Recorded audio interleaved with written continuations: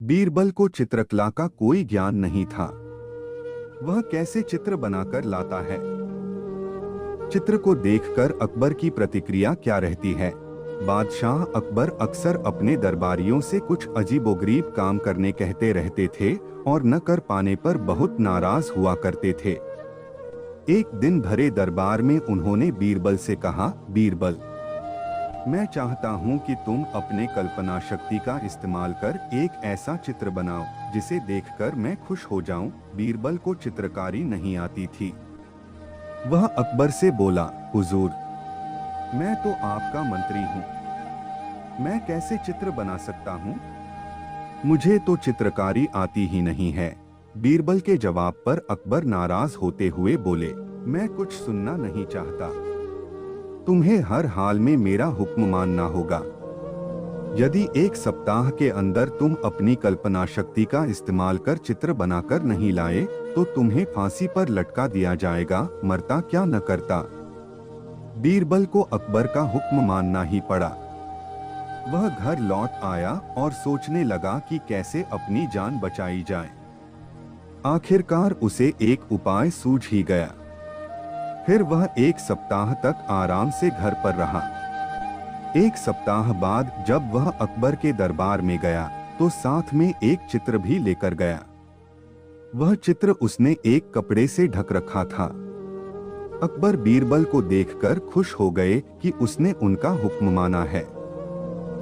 लेकिन जैसे ही उन्होंने चित्र के ऊपर से कपड़ा हटाया, उनका चेहरा उतर गया।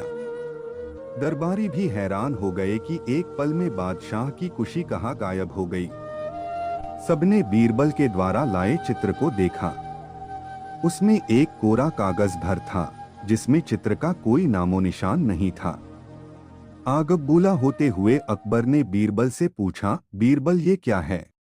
बीरबल बोला, हुजूर, आपका हुक्म बजाकर लाया हूं।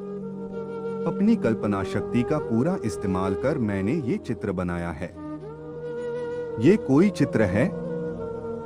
क्या बनाया है तुमने? अकबर अब भी गुस्से में थे। हुजूर, ये घास खाती गाय का चित्र है, बीरबल ने विनम्रता से जवाब दिया।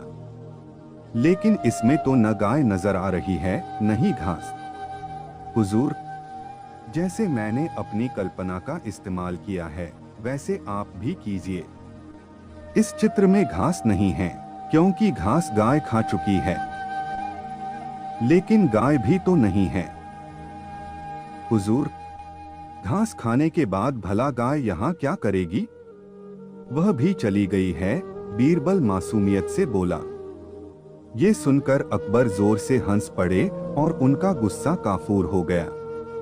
उन्होंने बीरबल को उसकी अक्लमंदी के लिए पुरस्कृत किया। दोस्तों, आशा है आपको ये बेस्ट अकबर बीरबल कहानी हिंदी पसंद आई होगी।